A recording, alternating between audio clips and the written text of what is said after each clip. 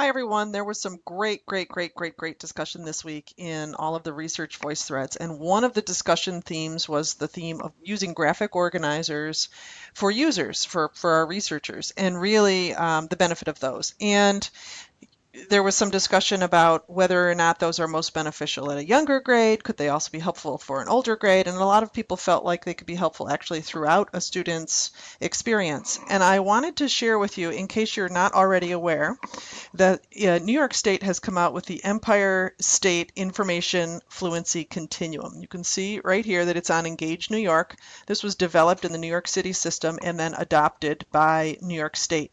And this continuum provides a continuum of research from kindergarten through 12th grade.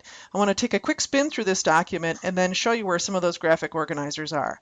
So this document is enormous, by the way. It's 466 pages, but very comprehensive. And there are different kind of sections here. So as I scroll through, the first few sections are all about inquiry itself. Then it starts getting into dividing the inquiry method. For example, this is based on Stripling's inquiry method, so she's using the term connect.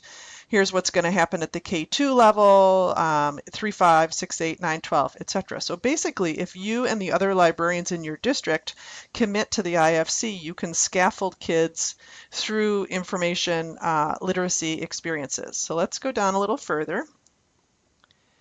And what you're going to find is right here, for example, these are the benchmark skills for each grade level. So for example, in grade 3, here's what we want students to know as part of this standard, which is the inquiry standard, using information to build understanding. These that are in bold would be your priority benchmarks. So for example, during these particular years, the third grade years, here's what you would do with students. These are the kinds of things that you would make sure that they know as they pass on to fourth grade, so that way everything, the scaffold actually works.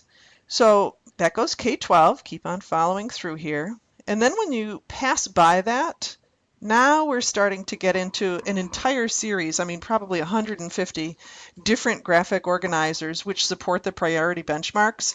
So for example, this one right here says that it's meant to be used at the kindergarten level. This does not have to be used at the kindergarten level at all. You could use this at the first grade, second grade, whatever the case may be. It says that it's kindergarten, but again, there's a lot of transfer.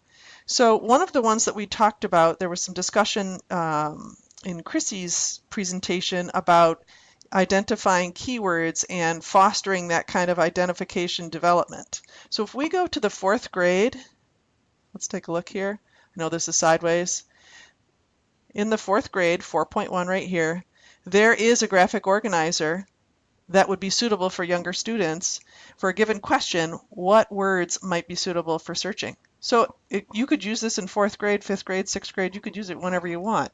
The point here is that this document, if ever you have a chance to print it or download it or take a look through it, is really rich, and it has lots of different graphic organizers that you can use throughout your entire career as a librarian. Again, the importance here is that the scaffold is in existence, so you'll want to talk with your colleagues K-12.